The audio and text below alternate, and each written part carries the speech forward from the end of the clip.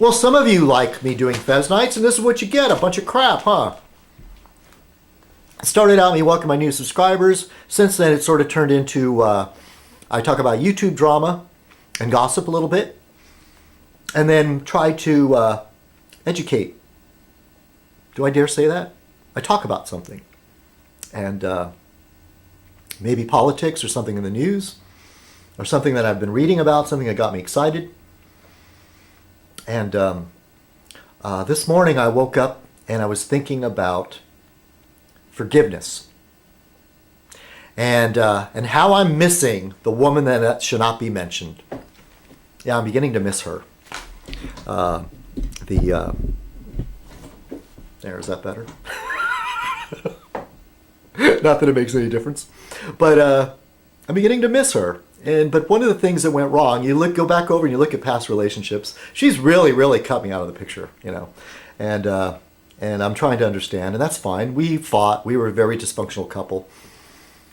But one trait that I could have used in her, one trait I would have liked to seen in her, is the ability to forgive. And I think that applies in a lot of other things, because I am a very flawed human being.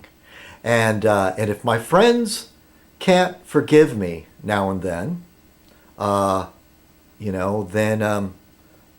I won't have any friends, which I guess I don't. So, and there's so much, you see it on YouTube and you see it in the real world, like this, oh, I'm a tough guy. Don't be a pussy. Show some spine. Grow some balls. And so the whole thing about, oh, you're going to let him get away with that is a sign of weakness. But to truly forgive somebody is a very, very hard thing to do. To hold a grudge is easy. I mean, I'm holding grudges right now. I hold grudges all the time. There's some people that I am angry with that I don't want to speak to those people. I don't want to deal with those people on YouTube and in the real world. But to move beyond that, to bury the hatchet, to at least be civil and move on, isn't a sign of weakness to me.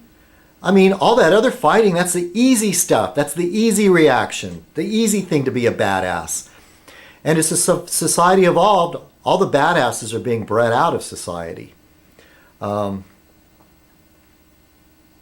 It is, little by little, We're becoming more and more civilized in many ways, even though you don't think it. And it goes in cycles. I think we're becoming less civilized for now, but as far as the upward trend, starting out from caveman to opening doors for women and saying excuse me and thank you and pardon me. I mean, still moving about in the city in San Diego, people will still say pardon me if they accidentally bump into me. Usually. It's very rare. You'll see that guy coming down the sidewalk going, okay, this is my side of the sidewalk and I'm not moving, and you see him approaching and you kind of go, if I keep walking exactly where I am, we're going to run into each other.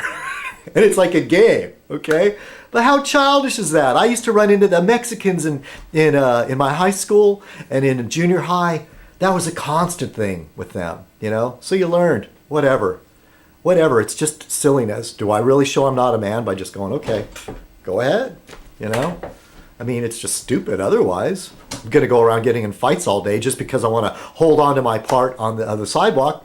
And you see where these people are later. They might have been badasses in high school, but later, that's the guy who's working on your car or something. Not to demean any of that. I'm a welder, or I was a welder. I got to find something else to do. I don't think I want to go back to being a welder.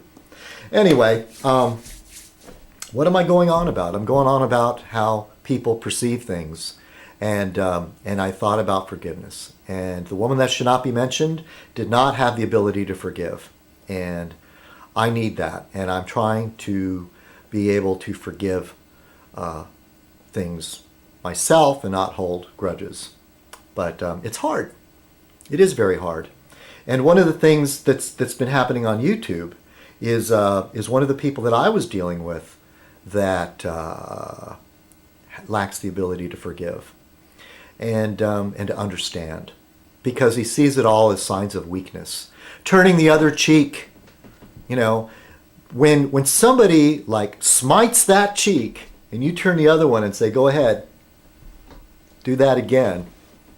I mean, that's a pretty powerful thing. And people see that as weakness and they don't understand it. But it's because they're still thinking like cavemen, you know. It's about evolving and moving on to the next thing. And so this person said, somebody said on YouTube today that citizenkong was bullied by this other person. And that is not true. And there's other people that have said that. And they're making stuff up. They're lying, or they're making stuff up, or they're imagining things, or they're making assumptions, okay? Because I went along with this person, this new friend that I met on YouTube. The problem was this new friend that I met on YouTube didn't understand that I have formed friendships that go back over 2 years on YouTube. And I am not about to turn on them because that person wishes it. Okay? And though that person came along and says they started it and they started fighting amongst themselves, but I'm automatically supposed to jump on board with him. And I was jumping on board with him, more or less trying my best to do, you know, to befriend him and to understand, look, these people are saying cruel things. You know, these people are being cruel. They don't understand. And this person, from what I could see, he had a body of work and a very interesting style. And also sort of an underground following, because he shows some talent that you don't see on YouTube. You don't see anywhere else. And sure, I wanted to befriend him. Plus, he lives in my town. And I could use a friend in the real world. But when it came down to, you know, because this friend of mine on YouTube said this about my new friend, and I'm still talking to that person, I'm supposed to not talk to that person. He saw that as an act of betrayal. He's calling me two-faced, and that's a perception if he wishes to say that. But I say that you're incapable of forgiving people and that you don't want to get along. And now he's even gone as far. This really bothers me. Okay, so he basically ambushed me at where I was volunteering. Okay, and I went along with it because I'm not afraid. I didn't freak out, you know, about it. I mean, it made me nervous, but was never afraid of this person as him stalking or trying to hurt me. But he showed up where I was doing volunteer work, out of the blue, ambushed me, had it on videotape.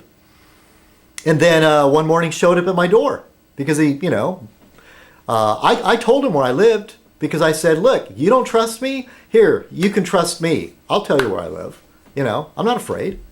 And I mean, I'm willing to trust you. Are you willing to trust me? Because this person is very, very cagey, very, very mistrustful, and he treats everything like it's a gang war, gang turf.